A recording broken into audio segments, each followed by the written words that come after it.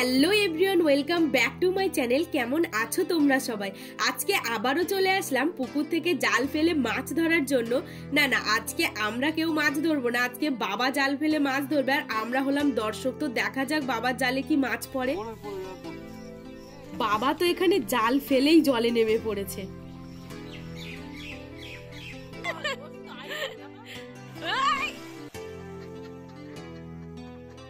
জিজুর কাণ্ড দেখে আমার মিঠুনদার একটা ডায়লগ মনে পড়েছে, মারবো এখানে লাশ পড়বে শ্মশানে।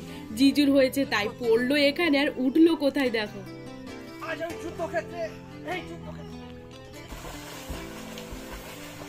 এদিকে আমাদের দর্শকরা দেখো একে একে সবাই মাছ ধরতে নেমে যাচ্ছে।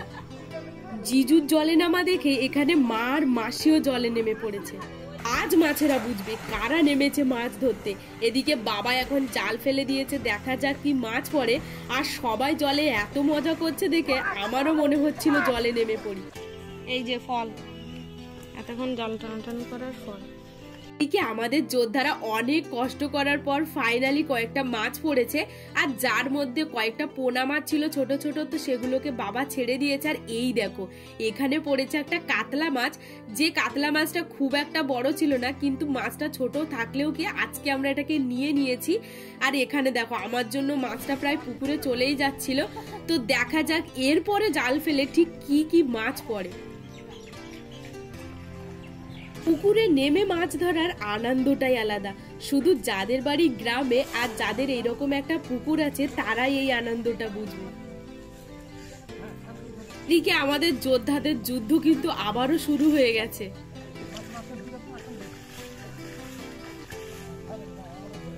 পুকুরে কিন্তু অনেক মাছ, শুধু জল বেশি হওয়ার কারণে মাছ পড়তে চায় না। যতই জাল ফেলো না কেন মাছ কিন্তু অত সহজে জালে মাথা দেবে না।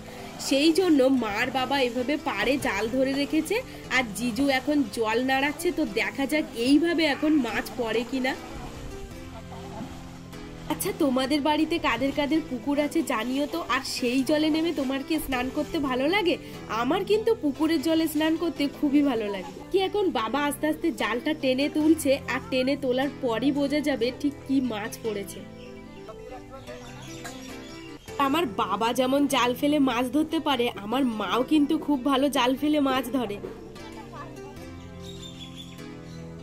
কিন্তু জাল তুলতে দেখলাম যা, এখানে তো কোনো মাছই পড়েনি। কি করছিস তুই?